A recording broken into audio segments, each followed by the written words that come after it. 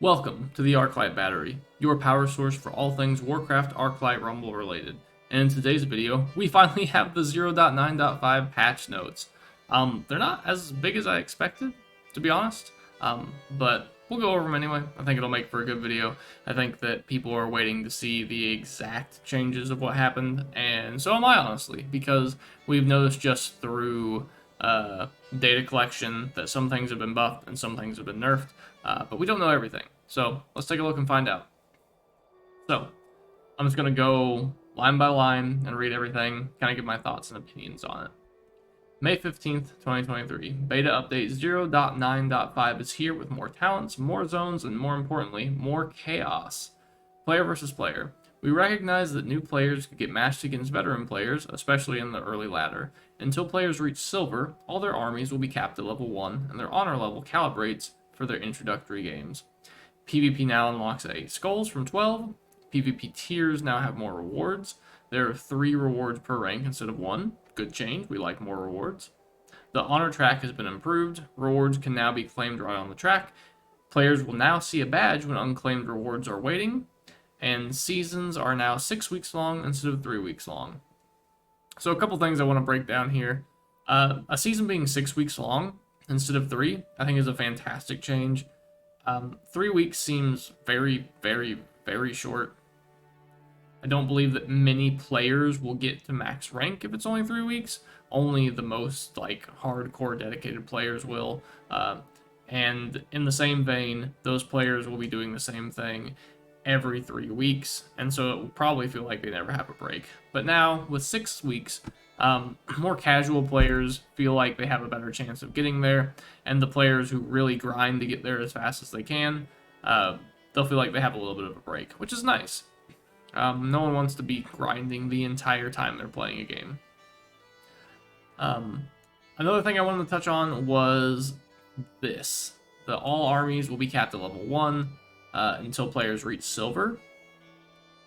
So we know that that works in game. We've had enough people playing it now and testing it to know that that's the case. But they didn't fix it to where if you're in bronze and you queue into a silver player, they didn't make it to where the silver player scales down to you. So if you ever find a silver player or higher when you're in bronze, your army level is going to be level 1 while theirs will be somewhere between 4 and 7, honestly. It's not great. Maybe it won't be a big deal once the game actually goes live in global launch, because you'll have whales that will have their level 7 armies, and they'll filter out within the week to the upper ranks, and then you'll have the free-to-play players, which, even though they hit silver, their armies are only level 2 to 3 maybe. So I don't think it's that big of an issue, but it does feel weird currently, and they probably should fix it at some point. I don't think it's very healthy for the state of PvP, especially if players are trying to get into PvP, and this is designed specifically for new players trying to enter that. So just a couple feedback points there. We've got a campaign section. A faster campaign journey means players will get into the chaos sooner. We've made some changes, such as streamlining early missions, unlocking many features earlier in the player's journey, and more. So, the progress tracker now advances for any map victory. Zones now advance 1 level per zone instead of 2. There are new zones. We have Hinterlands and Darkshore that have been added. We looked at XP and did a tuning pass to make quests more lucrative by lowering the quest cap and adjusting XP tables. So, a couple things here. They looked at XP and did a tuning pass to make quests more lucrative by lowering the quest cap and adjusting XP tables. They might want to take another look. I'm not sure how that is working right now. So, we've got a lot of people playing the game, a lot of people doing quests and PvP. In the last beta build, PvP was the best way to level your army that you want to use. So if you didn't know, quests pop up and give you an option of experience for 3 different minis that you own when you complete the quest. So it's random out of all the minis you own. PvP is targeted. It'll only give you XP for the minis in your PvP army that you are currently using. So PvP targets XP, and green quests currently in this new build give about 20% less XP, I believe, than a PvP win. You know, quests are against bots and like NPCs, so they are probably easier, especially if you're a higher ranked player in PvP. Then you're fighting other players, so you probably have like a 50-50 win rate. But it's random, so you might not get XP on units that you want for like your Onyxia build. But if you're just looking to farm XP and you don't care what mini it's on, quests are a great way. If you're looking to target XP onto something, you still want a PvP. And so if they're trying to fix that issue, they might want to take another look at it. But we'll see how it all pans out. Zones now advance 1 level per zone instead of 2 with new zones. That's great. So we have something in the game that is teased but is not currently active called the Heroic Campaign, and that happens after you beat the normal campaign. The normal campaign you can beat in a day, which is kind of rough. There's still Onyxia at the end, but there's a 14 level gap between the end of the campaign and Onyxia, so that'll be a little bit of a grind to get to, but we're still missing quite a bit from the Heroic Campaign. We speculate that the Heroic Campaign will start at 17 and then take you closer to 30, and that when it gets implemented, the campaign will feel smoother. But right now, it feels like you play for a day and then you just PvP your quest.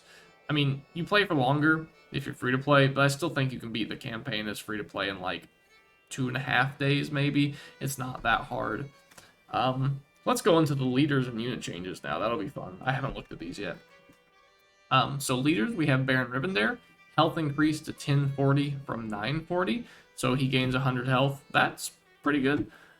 We don't mind HP buffs. Pretty cool to see that that's the only leader getting touched, actually. But we'll see what happens. Troops, we have Abomination. Health increased from 30 to 3400 from 2900. If you've watched any of my other videos, you know I don't really like 6 gold cost units. This is one of them, but he was already pretty playable just because of his talents and his ability to hook things into melee range and then hit them very hard. Giving him an extra 500 health is fantastic. Maybe he'll be worth fitting into some different builds. I'll have to wait and see. We have Bat Rider, where Flaming Pool damage increased to 50 from 46, so it gains a little bit of extra damage. Not a big deal. Dark Spirit Troll, attack speed increased to 1.2 from 1.4. Not bad, just extra damage, feels good. Fire Elemental, health increased from 1640 to 1640 from 1520, so 120 health. I like that. I always thought Fire Elemental was good, or just like right on the edge of being good, so I think this might help boost him up to where he will get some play now. Footman, health increased to 800 from 700. That's a 400 HP buff, just because you summon 4 of them and they all have that health pool. I think that's pretty good. They're a 5 gold cost unit, so I don't like them a lot, but just they fit into some builds that I don't think a lot of people have tried yet, or have messed around with enough to know if it's good or not.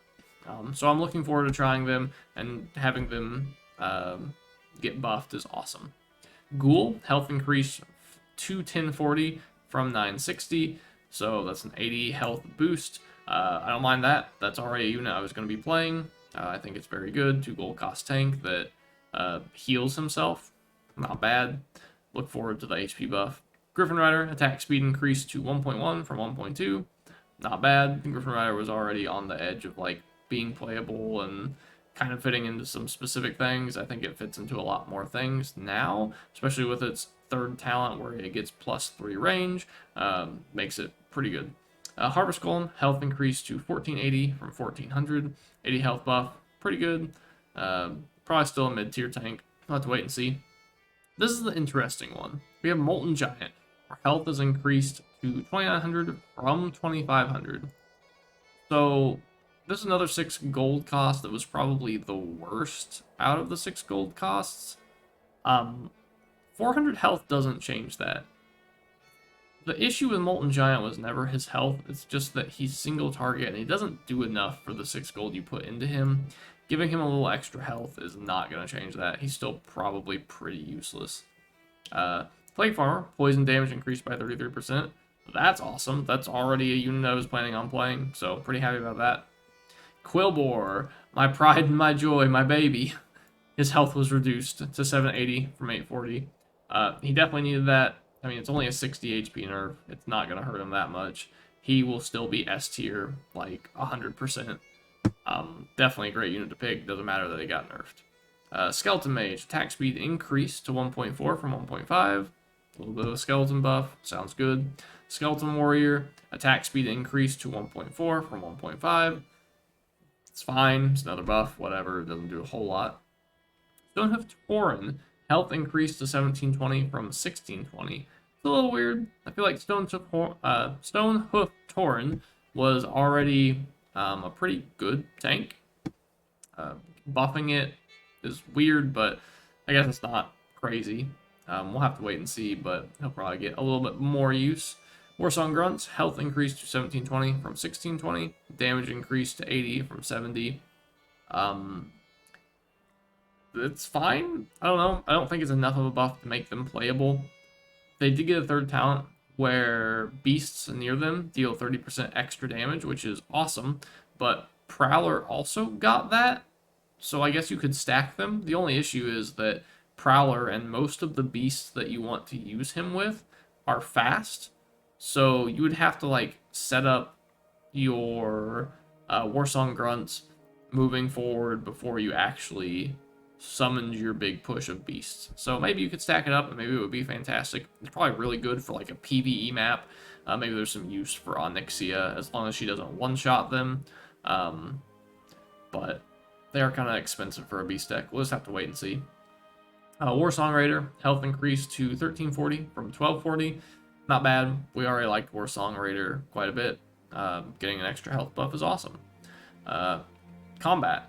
Third talents are here. There are a lot of third talents because every single mini got a third talent.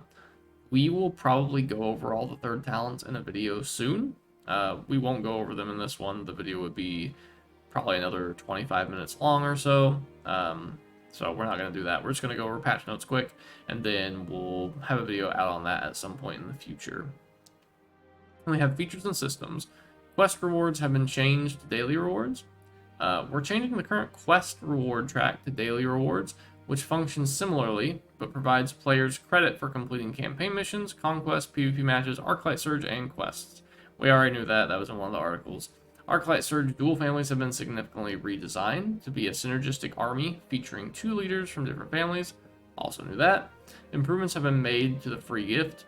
Free gift XP is available every 4 hours. If you do not claim it, it will accrue in the background at full value up to 24 hours, after which it will continue to accrue, but more slowly.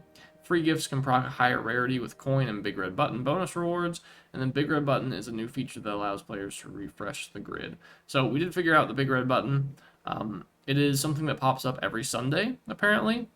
You can use it to put a Big Red Button on your shop that will refresh it 3 different times. I think it might have added things it puts into the shop, but we don't know enough about it yet. User interface and accessibility. Menus can now be filtered in your inventory by trait. And then it says for more information, check out the articles found here, which we covered in a previous video. But this is pretty much encompassing it all, plus unit changes. I do believe this is it. It was edited at 12:34 p.m. on May 15th, but it hasn't actually been pushed or published. As you can see, this icon up here says it's unlisted, and it won't be displayed in topic lists and can only be accessed via a direct link. The only reason we have access to this is because they decided to edit the 0.9.4 article, which you can see the data for that down here. So we were able to check this. We noticed about a week and a half ago, I want to say, that the title had been changed to 0.9.5. None of the information had changed yet, but now it has. So I believe this is probably everything. There might be some troop things that were missed. Honestly, I'm not sure. We'll have to just wait and see. But we might get more in the near future. If we do, I'll try and update the video and let everybody know. But thanks for watching. I hope everyone is enjoying the new patch. If you don't have beta access yet, hopefully you'll get it soon. I know a lot of Discord members are looking forward to getting it within the next week. But let me know what you think about the video in the comments below. Thanks so much for watching. Bye.